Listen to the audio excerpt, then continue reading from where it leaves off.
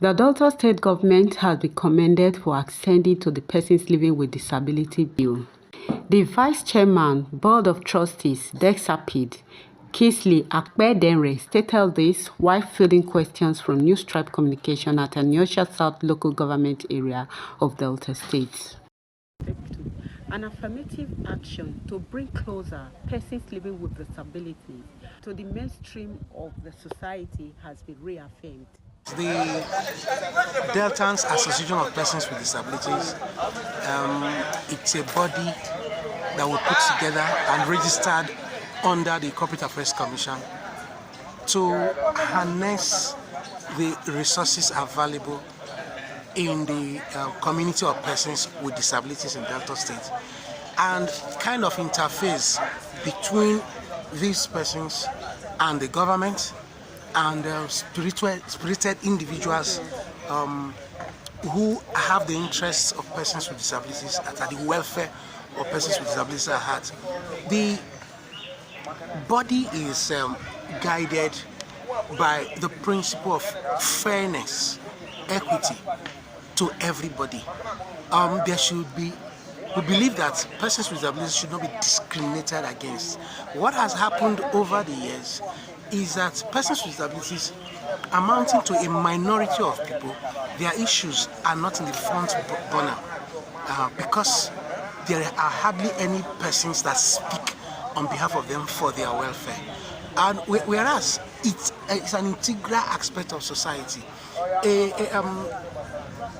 how equitable, how fair a society is usually judged by how that society treats its weakest members.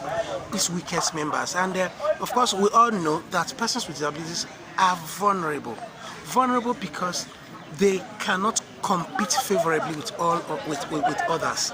When in many countries you have affirmative actions to ensure that persons that are disadvantaged, whether it's women, whether it is indigenous peoples that have not had access to education and others, there are affirmative actions to ensure that they are brought closer to the mainstream society.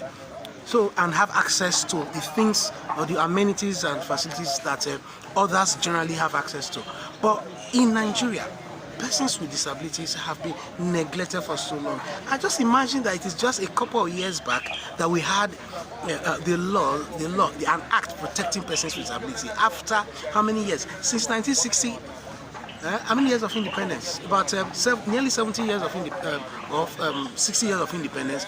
It is now, and it is just, though we commend the Delta State government for assenting to the Persons with Disabilities bill, but that it is now that it's happening calls into question the fact that there has been so much neglect of the community of persons with disabilities. So yes, there are a lot of things we have to do now. The law makes provisions for so much that the generality of the people are yet to be aware of. For example, the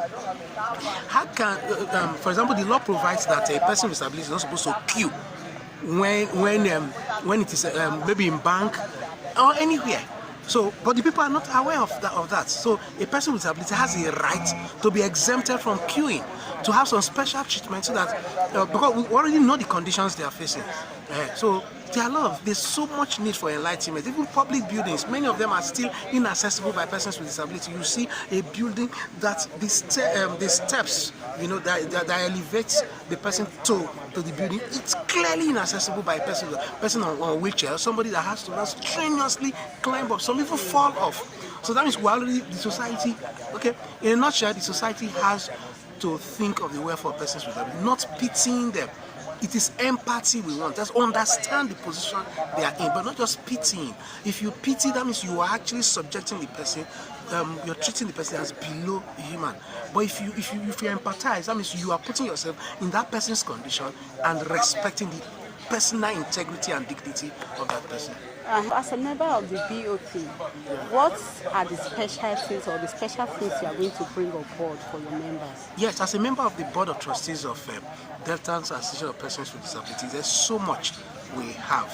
The President has already addressed some of these issues, and it is firstly enlightenment. We are having a program very soon in which we'll do a local government tour, enlightenment tour.